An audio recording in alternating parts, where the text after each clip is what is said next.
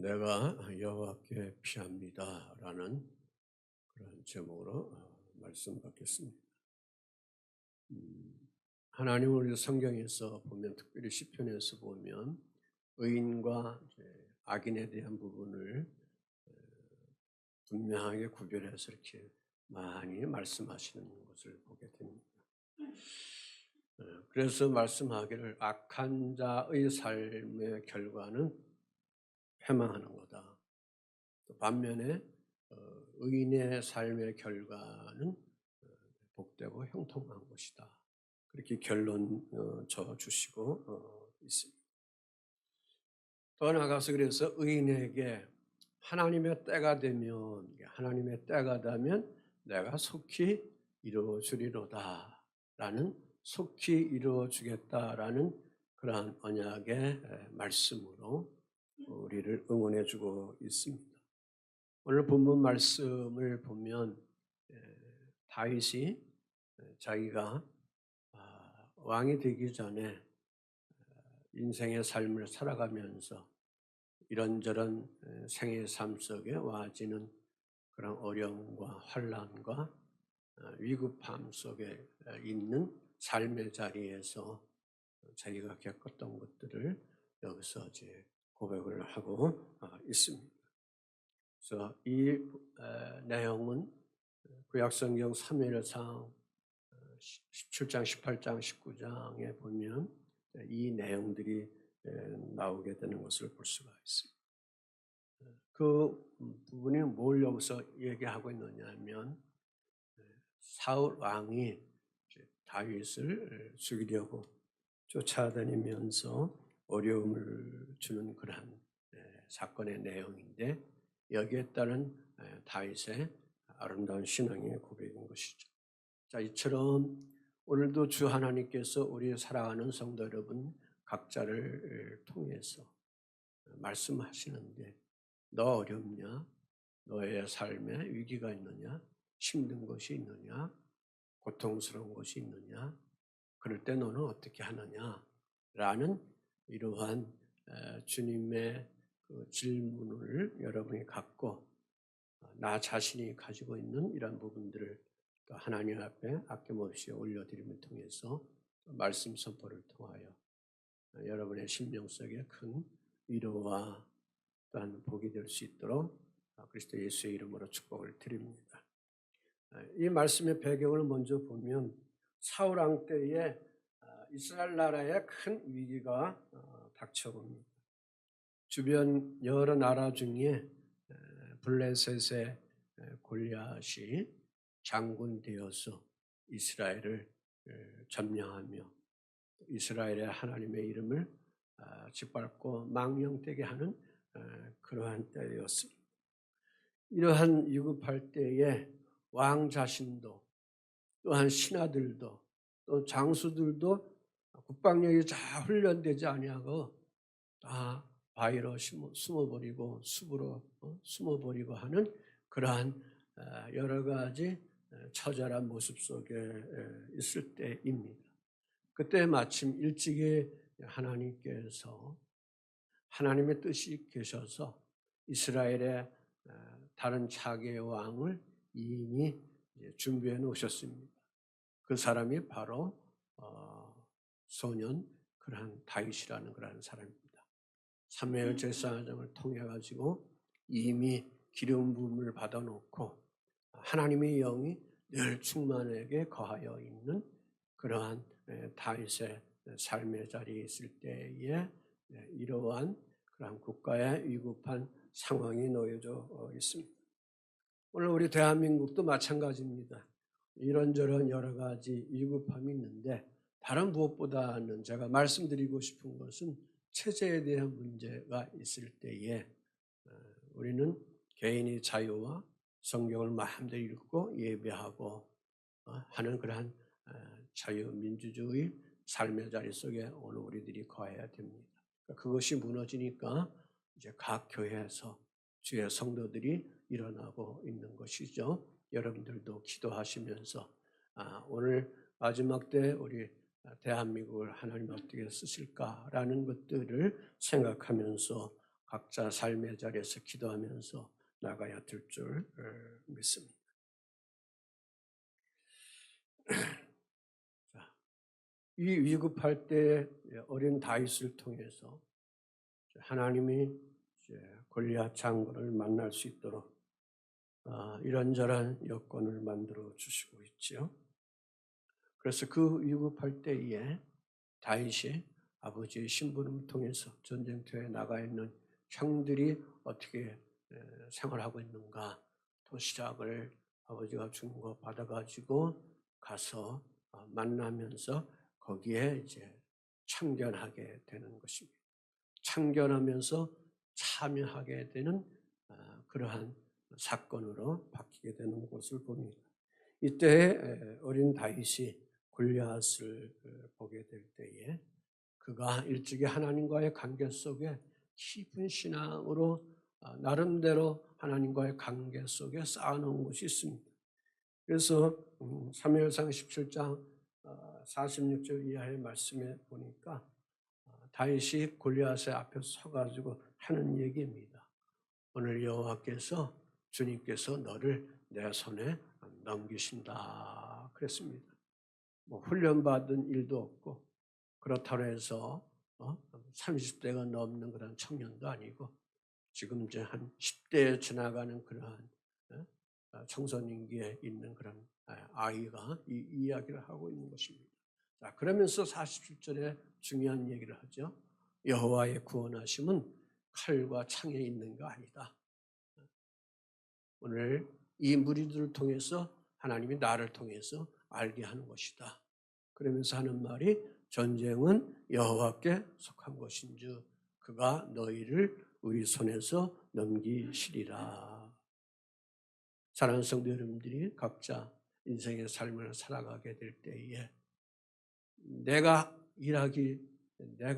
어떤 위급한 속에 어려움 속에 생활 속에 있을 때 나 혼자 하기에 버겁고 힘들고 지치고 그것 때문에 우울증에 빠질 수도 있고 특별히 아기들을 키우는 우리 젊은 엄마들이 그렇게 힘겨워할 때도 있는데 그럴 때일수록 삶의 전쟁의 모든 부분을 하나님의 모든 것 속에 속하 있는 것이기 때문에 주님이 나를 통해서 아름다운 삶, 구원의 삶, 위로의 삶을 하나님이 주신다라는 것들을 믿음을 고백하면서 여러분이 정복하면서 살아가야 될 줄 믿습니다. 다시 말해서 다윗이 골리앗을 이겼다는 겁니다. 되지도 않는 그러한 아이가 위대한 장수를 적군 장수를 물리쳐서 이겼다는 거죠. 그러니까 하루아침에 다윗의 이름이 드러나고 그리고 그 나라의 국의 영웅이 된 것이죠. 영웅이 되니까 사울 왕의 이름은 땅으로 떨어지는 거죠. 그러니까 이 사울 왕이 온 국민의 여론들이 이제 사울 왕의 여론을 치중하기보다는 다윗이라는 그러한 사람의 이름을 부르면서 찬양하면서 기뻐합니다. 그래서 다윗이 영웅이 됩니다. 그러니 현직에 있는 그런 왕인 사울 왕이 분노가 생기고 또 여러 가지 마음에 원망이 생기고 미워함을 갖게 되는 것이죠. 더 나아가서 정신질환이 와서 사단의 영에 매여서 이렇게 끌려가고 저렇게 끌려가고 하는 그러한 상태 속에 오늘날 얘기하면 사이코패스처럼 이런 상태 속에 있어서 다윗을 괴롭히고 죽이는 일에 몰두하는 그러한 사울 왕의 그러한 마음을 볼 수가 있는 것입니다. 그래서 다윗은 하도 괴로워서 어쩔 수 없이 자기를 따르는 그런 무리들과 사울 왕 곁을 떠나게 됐죠. 그 안에 여러 가지 얘기가 있죠.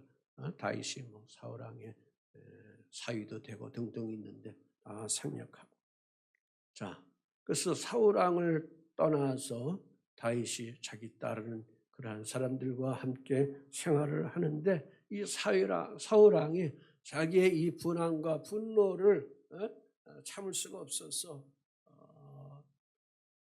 전국의 모든 그러한 지도자들에게 신하들에게 다윗이 너희 지역에 오면 다 제거하라 그렇게 이제 명령을 하고 그러면서 다윗이 이러한 위급함 속에 도망다니는 인생을 10년 정도 그가 생활하게 되는 것입니다.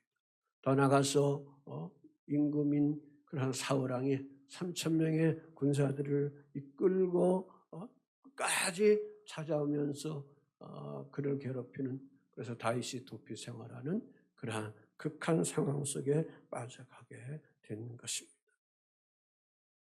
오늘 우리들도 그렇습니다.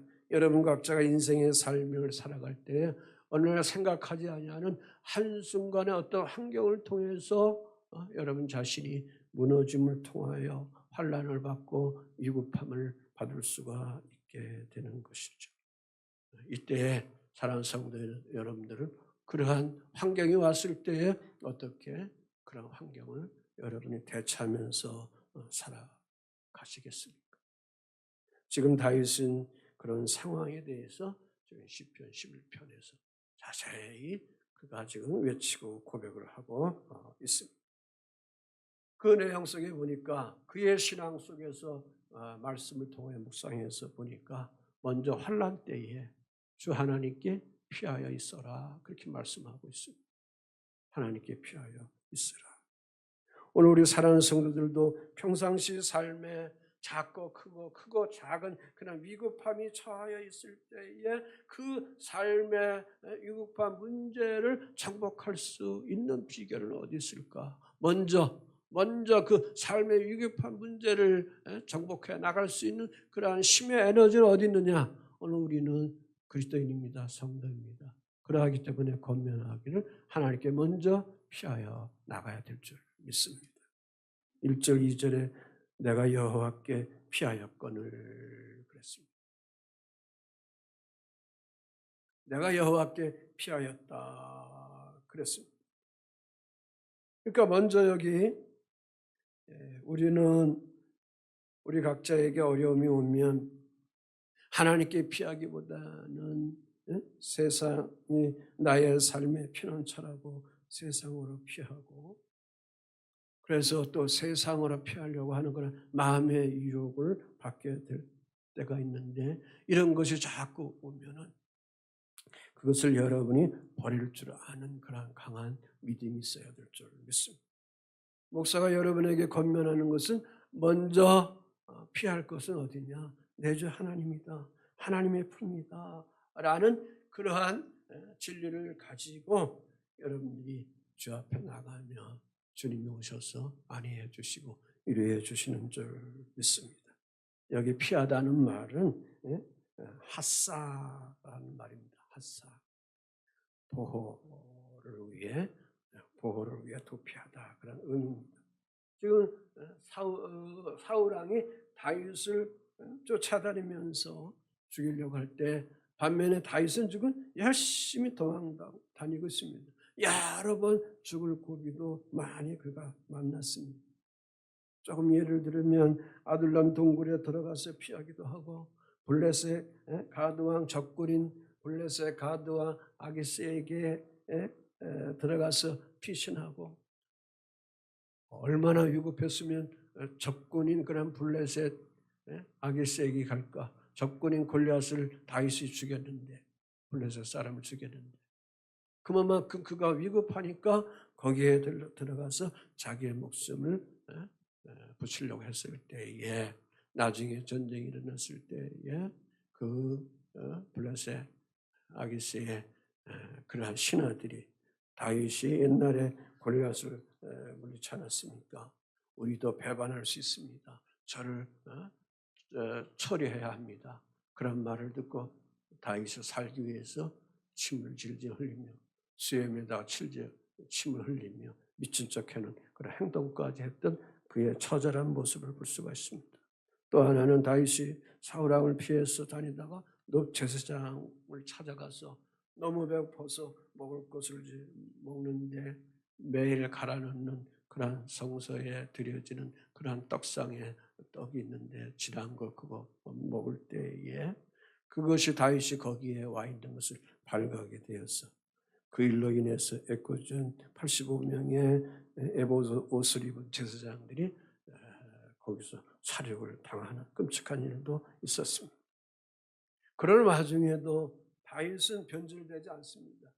하나님은 나의 피난처다. 하나님은 나의 피난처다. 그러면서 그 하나님이 나의 산성이시다. 그렇게 그가 고백을 하는 그런 모습을 볼 수가 있습니다. 말씀 여기 더 보면 내가 여호와께 피하거늘 너희가 내 영혼대로 새같이 내 영혼대로 새같이 네 산으로 도망하라 하면 어찌민고 악인이 활을 당기고 화살을 시위에 먹이며 마음이 바른 자를 어두운 데서 쏘려 하는도다 그랬습니다. 다윗이 이렇게 위급함을 받을 때에 지인들에게 얘기를 하지 않겠습니까? 그럴 때 그의 친구된 지인들이 얘기하기를 새같이 네 산으로 도망가 그렇게 권유한 것입니다. 그래서 다윗이 여기서 반문한 겁니다. 너희가 내 영혼대로 새같이 내 산으로 도망하라 하면 어찌미냐 어찌민고 그렇게 반문을 하고 있는 것입니다. 여러분도 어려워가지고 아빠 엄마 찾아갔는데 다른 친한 지인들을 찾아갔는데 그거 아무것도 아니야 그냥 참고 지나가면 잘 돼.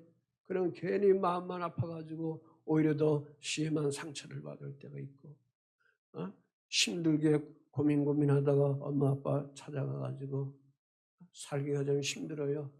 돈 좀 조금만 좀 빌려주세요 했는데 면방만 받고 그냥 돌아온다면 결혼해가지고 따로 살 때 그렇게 해서 면방 받고 돌아온다면 그 부모를 다시는 만나지 않으려고 하는 마음의 충동까지 오지 않겠습니까? 그래서 다윗은 그때에 지인들이 그렇게 권유할 때에 여기서 반문하는 거죠. 반문하는 거죠. 새같이 네 산으로 도망하라고 말하는 그러한 일이 뭐냐? 어찌미냐? 여기 산이라는 것은 뭡니까? 마운틴 산이라는 것은 옛날에는 특별히 피난처죠. 이태리 로마에 가면 특별히 그 여행하다 보면 옛날 도시는 다 산꼭대기에 다 마을이 형성이 돼서 저거로부터 보호받는 그러한 것들이 특별히 이탈리아는 많이 이렇게 있는 것을 볼 수가 있습니다. 뭐 고양시에도 보면 행주산성이 있고 북한산성이 있잖아요. 산이라는 것은 뭐예요? 피난처를 얘기하는 거죠. 피난처. 새의 피난처가 어디 있어요? 나무 사이에 새 둥지에 있는 거 아닙니까? 그걸 여기서 의미하고 있는 것입니다. 그러니까 기껏 지인들이 찾아와서 다윗에게 하는 권하는 말이 그를 보호해주거나 그를 도와주거나 그를 방어해주는 것이 아니고 새같이 네 산으로 도망가라. 그렇게 말만 해주고 만 겁니다. 여기 네 산. 네 산이라는 게 뭘까? 다윗의 산. 인간적인 수단으로 사용하는 산. 인간의 산. 그걸 여기서 얘기하는 거죠. 다시 말해서 내가 절대적으로 믿고 있는 그 하나님을 믿지 말라 그거죠. 너의 머리를 쓰고 너의 계략을 쓰고 너의 간교함을 써서 내 방법을 가지고 또 너를 죽이려고 하는 그런 사울왕을 내 전쟁의 모든 계략을 통해서 그를 쳐 죽이라 그런 말이죠. 절대 너는 하나님께 피하지 말라. 그래서 너의 인간적인 수단을 동원하라 그렇게 얘기합니다. 오늘 연약한 여러분이나 저나 나의 산을 쉽게 찾습니다.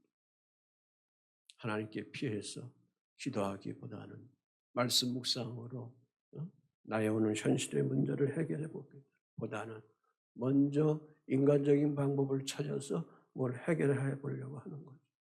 오빠도 찾아가고 삼촌도 찾아가고 친한 친구도 찾아가고 그래서 친구의 산이 있고 부모의 산이 있고 물질의 산이 있고 권력의 산이 있고 어떤 의지하는 그러한 산들인 그러한 인간의 산들이 있는데 다윗은 그러한 위급할 때에 그러한 인간적인 방법의 산을 찾지 않고 누구를 찾았어요? 하나님의 산을 찾았다. 하나님께 피하였다. 동의하시죠? 특별히 다윗이 하나님의 영을 받고 있는 사람입니다. 후일에 임금이 되어갈 수 있도록 왕의 기름 부음을 받았던 그러한 사람에게 하나님은 그에게 왕의 기름 부을 때 하나님의 영을 이미 머리 발끝까지 부어주셨던 그러한 상태였던 것이죠. 그래서 그는 이러한 위급한 상황 속에 자기 자신의 산으로 도망가지 아니하고 하나님의 산으로 피한 것입니다. 그래서 시편 18편 2절 3절 여러분이 좋아하잖아요. 주님은 나의 반석이야, 나의 요새야, 나를 건지시는 분이야, 나의 하나님이야. 나는 그의 피할 나의 바위야. 주님이 나의 방패야, 구원의 뿌리야, 권세야. 주님은 나의 찬성이시야. 그래서 내가 찬송받으실 여호와께 오늘 나의 위급한 상황, 어려운 상황을 다 하나님께 아뢰어 나갈 때, 기도해 나갈 때, 간구하고 간청해 나갈 때 내 원수들에게서 주님이 나를 구원해 주신다. 건져 주신다. 할렐루야. 그는 그걸 계속 이렇게 여기서 외치고 있었던 것입니다. 그러므로 건면하기는 오늘 사랑하는 성도 여러분들이 각자 살아가는 삶의 자리에 위급함이 없을 때에 하나님의 산으로 찾아가라. 하나님의 산으로 찾아가라. 교회로 찾아가라. 여러분의 골방으로 찾아가라. 여러분의 심령에 하나님의 산 골방을 찾으라. 그 말씀입니다. 그러면 주 하나님께서 창조자 하나님께서 여러분을 주장해 주시는 것입니다. 김성훈 집사의 올해 표가 보니까 시편 121편 1절 2절인데 같이 한번 읽어보시죠. 시작. 내가 산을 향하여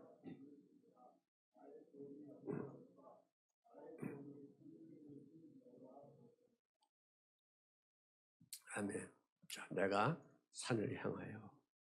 이 산은 이스라엘 사람들에게 예루살렘 하나님의 성전이 산에 있었거든요.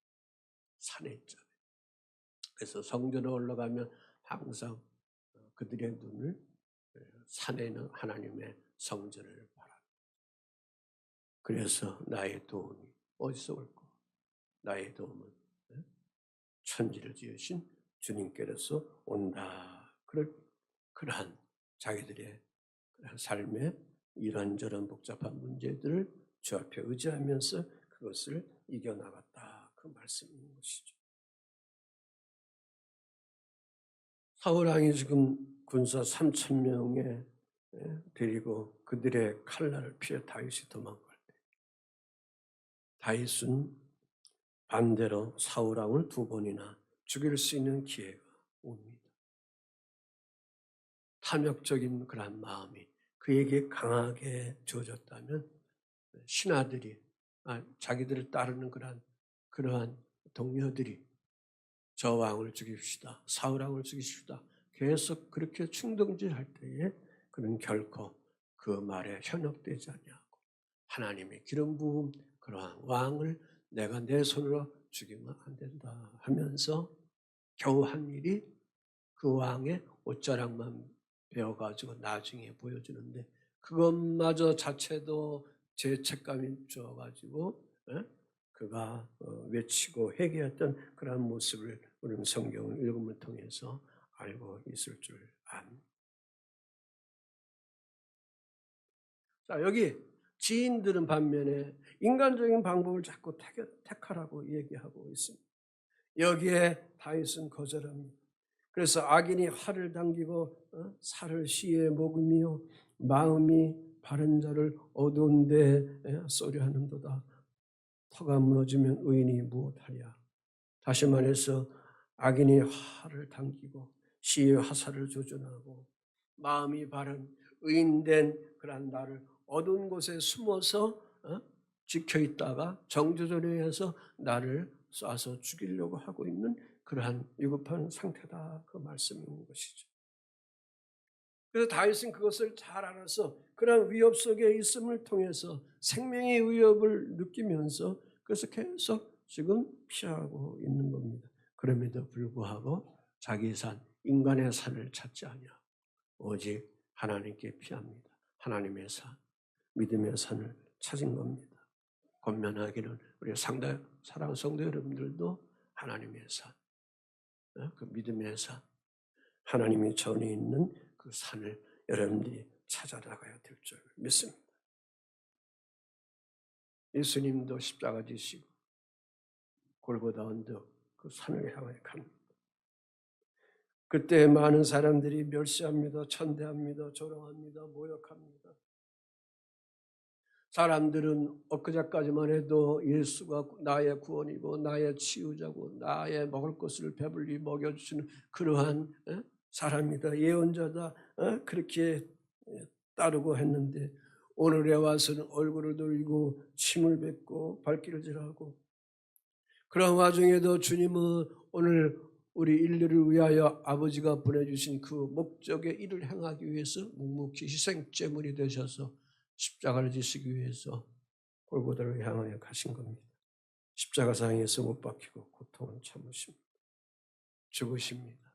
3일 만에 다시금 부활하십니다.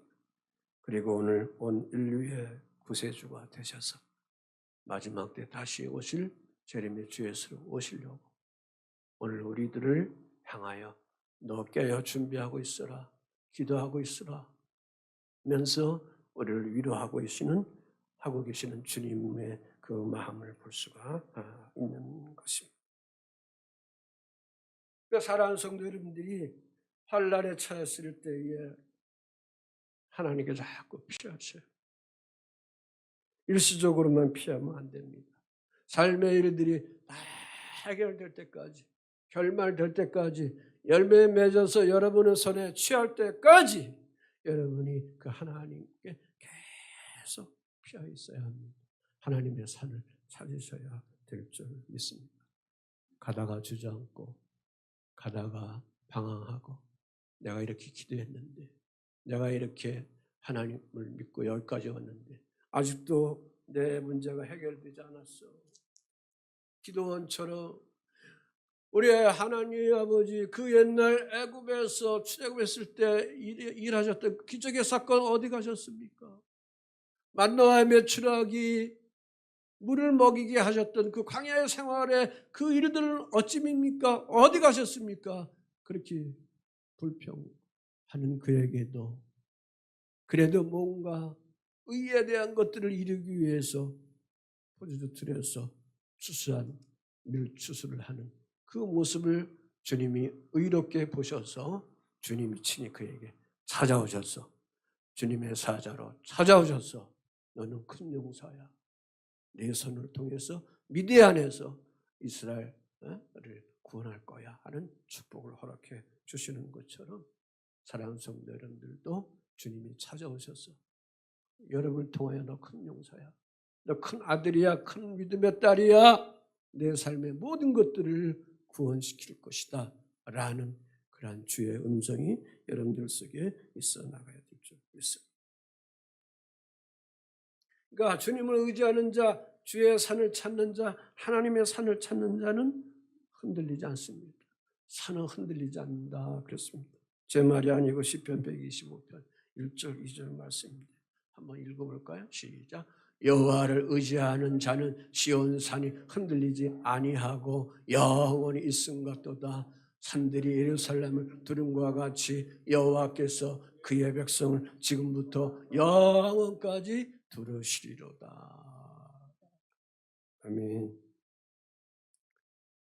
또 하나는 우리가 하나님께 피했는데 피해 있을 때 그 하나님은 나를 감찰해 주시는 하나님이다 라는 것이죠. 3절에 터가 무너지면 의인이 무엇하랴 그랬습니다. 세상의 터전이 무너질 때라는 의미인 것입니다. 여러분의 삶 속에 의지했던 그 터가 무너지면 여러분은 어떻게 할 것인가 라는 그런 물음인 것입니다. 그럼에도 불구하고 하나님은 나를 감찰하고 계시다라는 그런 믿음을 가져나가야 될 줄 믿습니다.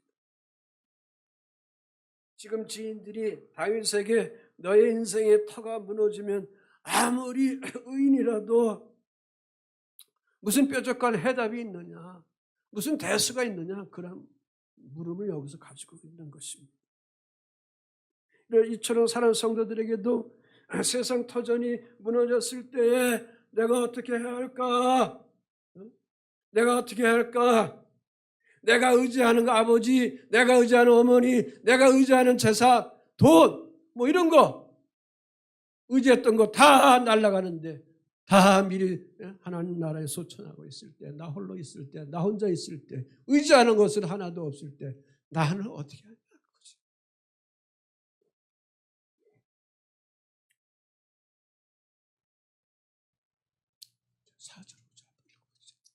사절로 잘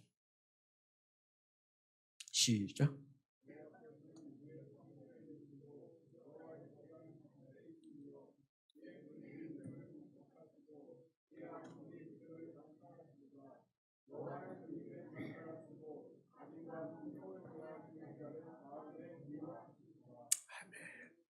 주님이 주의 성전에 계신다. 그래서 주의 보좌는 하늘에 있어. 그랬습니다. 그의 눈이 인생을 통촉하시고 그의 안목이 그들을 감찰한다. 그랬습니다. 여기 성전이라는 것은 코데시, 이 말은 카다시에서 나오는 말로서 의식적으로 성결하다라는 것이죠. 거룩한 장소, 홀리 템플을 얘기한다 그 말씀입니다. 다시 말해서 성전은 하나님이 거하신 것이다. 하나님이 임재하는 곳을 말하는 것이죠. 지금 우리가 이렇게 예배할 때에 이 공간 속에 하나님이 주의 영으로 임재하셔서 여러분 영혼과 심령들을, 육체들을 다 만지고 계시는 것입니다. 그러므로 내가 하나님의 자녀라고 믿는다면, 내가 거듭나서 성도된 하나님의 자녀로 내가 여기 있으면 주 하나님께서 늘 나의 삶의 자리 속에 함께 오셔서 동행하여 주시고 계시다 그 말씀입니다. 특별히 여러분이 어려움을 당하고 힘들 때, 환난 당할 때에 그럴 때 주님이 나를 결코 버리지 않고 나와 늘 함께 하신다. 임마누엘 하나님으로 늘 함께 거하고 계시다라는 그런 믿음을 여러분이 발동시켜 나가야 될 줄 믿습니다. 여호와께서 그의 성전에 계신다 그랬습니다. 성전에 계시면서 뭐 하시는가? 두 가지 하시는 겁니다. 그의 눈이 인생을 통촉하시고 그의 안목이 그들을 감찰하시도다. 안목이나 눈이나 뭐 같은 것이죠. 여기 두 가지 의미. 통촉하고 뭐예요? 감찰한다. 통촉하고 감찰한다. 보이지 아니하는 하나님이시지만 이 공간 속에 주의 영으로 말씀의 그 진리를 드러나게 하시는 그 하나님이 여러분 개인 속에, 여러분 심령 속에 지금 오셔서 통촉하시고 감찰하고 계십니다. 여기 통촉하다는 말은 하자라는 말입니다. 주시한다는 거예요. 감시한다는 거예요. 어떤 물건에 대해서 깊숙한 본질까지 응시해서 꿰뚫어 본다는 거예요. 그러니까 그냥 주님이 여기서 주시하고 감찰한다는 것을 스치면서 그냥 보는 것이 아니라 계속 보신다는 거예요. 누가복음 5장에 나오는 그 말씀처럼 베드로와 그 동료들이 밤새도록 물고기를 갈릴리 호수에서 살기 위해서 잡았지만 빈 그물만 있을 때, 아침 일찍이 주님 거기 가셨을 때 그들이 손질하고 있습니다. 거기 말씀에 보면 주님이 복음의 말씀을 전하시면서 그들을 유심히 바라보셨다 그 말씀입니다. 주시하죠. 이겁니다. 꿰뚫어 보시는 거죠. 꿰뚫어 보시고. 그러니까 주님은 그냥 스쳐가는 하나님이 아니다. 여러분 개인의 삶의 구체적인 것이 구체적인 모든 것도 계속 꿰뚫어 보고 계시다. 감찰하다는 것은 바한이라는 말입니다. 검사하다, 조사하다 말입니다. 어떤 사물이든지 어떤 사람이든지 어떤 사건이든지 그것의 가장 그러한 본질적인 것 검사한다, 조사한다는 의미입니다. 한마디로 주 하나님께서 하나님의 자녀들에게 늘 함께 계셔서 통촉하시고 감찰하시고, 그래서 우리가 하나님 통촉하시옵소서, 하나님 감찰하시옵소서. 그래서 다윗은 자신에게 일어나는 환난들을 하나님께서 자세히 보고 계시다는 것을 그는 믿음의 사람이기 때문에 알고 있었기 때문에 인간의 선을 찾지 않는 겁니다. 인간적인 방법을 그가 깨내서 찾지 아니하고 오직 하나님께 피하고 하나님의 선으로 간 겁니다. 쉽게 얘기하면 주님의 교회를, 주의 성전에 계시는 주님의 교회를 달려나왔다 그거죠. 여기 나와서 하나님께 기도했다 그거죠. 여기 나와서 예배했다 그거죠. 여기에 하나님께서 그를 통촉하시고 감찰하시는 것을 그가 알고 있는 것입니다. 여러분의 삶의 자리가 무릎을 꿇으면 거기가 성전이 되는 것이고, 마음 졸여서 하나님께 예배하면 거기가 성전이 되는 것이에요. 아멘이시죠? 네. 그래서 주님이 함께 동행하고 그 삶의 일들을 풀어주시게 되는 것입니다. 그런데 사울 왕이든 여기 지인들을 보면은 다윗을 위로하기커녕 엉뚱한 얘기하고, 사울은 다윗을 죽이려고 하는 그런 것 속에 있는데, 하나님은 엉뚱하게 우리에게 일하시는 것이 아니라 구체적으로 감찰하시고 통촉하시면서 우리의 엑기스가 뭔가를 주님이 아시고 그것을 해결해 주시는 창조주 하나님이시다. 곧 공의의 하나님이시다. 아멘. 공의의 하나님. 그래서 공의의 하나님이기 때문에 오늘 우리들의 믿음을 주 앞에 드리고 여러분의 신뢰를 하나님께 올려드릴 수 있게 되는 것입니다. 본문 6절 말씀입니다. 악인에게 그물을 던지시리니 불과 유황과 태우는 바람이 그들의 잔에 소득이 되리라. 불과 유황을 악인들 위에 비오듯 쏟아버리시겠다. 태우는 바람을 그들의 잔에 목이 되도록 그들에게 안겨주겠다, 그 말씀입니다. 여기 그물을 던진다 그랬습니다. 누구를? 악인에게. 자기를 괴롭히고 힘들게 했던 이러한 사람들, 삶의 환경의 문제들, 주님이 거기에다가 그물을 던진다. 그물은 뭐예요? 물고기가 들어가면 빠져나가지 못하게 되는, 계속 갇혀 있으면 죽어버리는 거예요. 생명을 다해서. 물에 있어도 죽게 되어 있는 거예요. 계속 갇혀 있어요. 그러니까 하나님은 악인에 대한 거 그냥 내버려 두지 않는다는 것을 여기서 말씀하고 있습니다.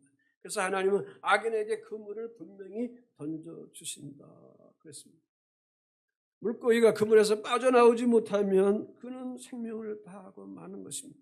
그래서 하나님은 때가 되면 주의 자녀들 속에 그들의 의를 기억하시면서 악하게 행하는 그러한 사람들에게 그런 환경에 대해서 유황과 불을 타는 그것으로 만든다. 쉽게 얘기하면 지옥으로 보낸다 그 말씀이죠. 망하게 한다 그 말씀인 것이죠.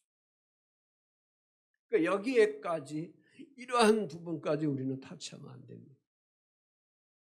로마서 12장에 보면 원수들이 있을 때 그들을 내가 판단하려고 하지 말고 스스로 그들의 불타는 습이 머리에 올라가면 그들 스스로 무너져 버리고 만다.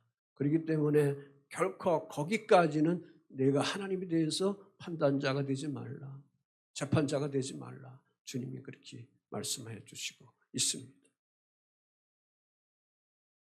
자, 그러므로 의인은 주님을 얼굴을 보게 되는 것이죠. 7절 말씀. 여호와는 의로우사 의로운 일을 좋아하시나 정직한 자는 그의 얼굴을 배우리라 그랬습니다. 하나님은 주님의 얼굴을 배우는 그날까지 의인의 일생을 어떻게 한다? 책임져 주신다는 거죠. 의인된 옳은된 바름으로 살아가고 있는 복음에 있는 주의 자녀들의 삶을 책임져 주시겠다 그랬습니다.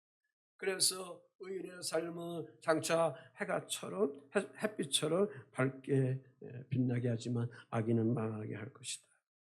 그래서 주님은 의로워서 의로운 일을 뭐 하신다? 좋아하신다. 그래서 의인들에게 나중에 어떻게 해요? 상을 주신다. 시편 13편에는 아주 잔치상을 아주 멋들어지게 차려주신다. 그렇게 표현하고 있는 것을 볼 수가 있습니다. 사울 왕은 끝내 블레셋과 길보아 전투에서 싸우다가 그가 자살해버리고 맙니다. 하나님은 때가 되자 사울 왕을 폐위하고 다윗을 왕으로 세우십니다. 오늘 우리들에게도 때때로 악인이 형통하는 것처럼 보이고 잘 되는 것 같이 보이고 잘 나가는 것 같이 보이고 멋있게 살아가는 것 같이 보이고 기세가 등등해서 살아가는 것처럼 그렇게 보여서 나 스스로 주눅이 들고 열등감에 빠지고 연약함에 빠지고 그것 때문에 화가 나고 그것 때문에 분노하고 그것 때문에 우울함 속에 빠지게 되고 우울증에 빠지게 되고 하면 그것은 여러분 스스로 여러분을 어둡게 만들고 여러분 스스로 여러분을 멸망스럽게 만드는 어리석은 법이다.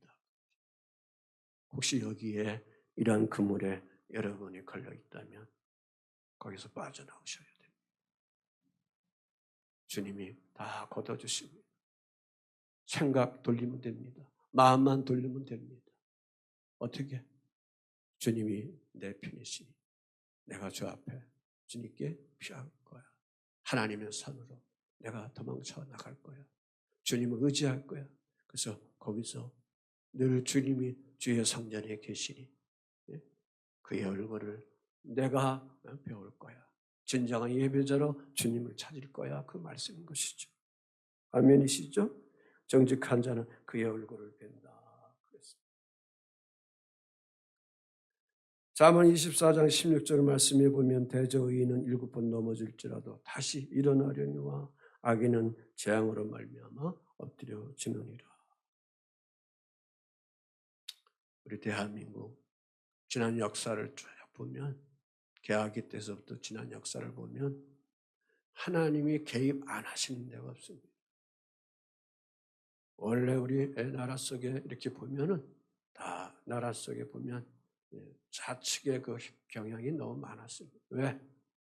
한 20% 정도, 10% 정도만 귀족들이 살고 나머지는 다 농공상인으로 비참하게 살아가지 않았습니까?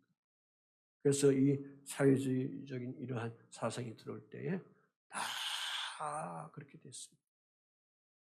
그런데 기적적으로 때마다 복음이 들어오고 나서 그때마다 하나님이 개입하셔서 바꾸셨습니다. 지금도 마찬가지입니다. 그래서 어느 학자들은 2030년이 되면 한반도의 부흥이 오고 그래서 이 한반도의 부흥을 통해서 선진한국이 되기 전에 통일한국이 되고 선진한국이 되고 마침내 교회의 소망은 다시 오실 주님을 준비하는 그 일이 선교한국으로 세워나가는 그런 비전들을 우리가 가지면서 나가야 될 줄 믿습니다. 정직한 자는 주님의 얼굴을 배운다 그랬습니다. 오늘도 힘들고 삶에 무거운 것들이 있을 때 다윗이 그렇게 힘들 때 오직 주님을 찾았습니다. 주님이 성전에 계신 것 알고 그분에게 늘 피한 것처럼 사랑하는 성도 여러분들도 주님의 얼굴을 구하면서 나가야 됩니다. 이게 천국 복음, 하늘의 시민권을 가지고 살아가는 하나님의 자녀들의 의무로 살아가는 줄 믿습니다.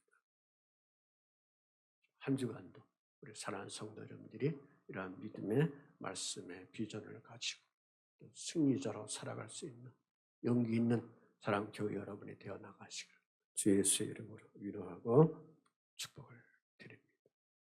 특별히 악인들이 조롱 섞이는 말로 너의 인생터가 무너지면 내가 아무리 교인이라도 내가 아무리 교회 나가더라도 아무 소용이 없어.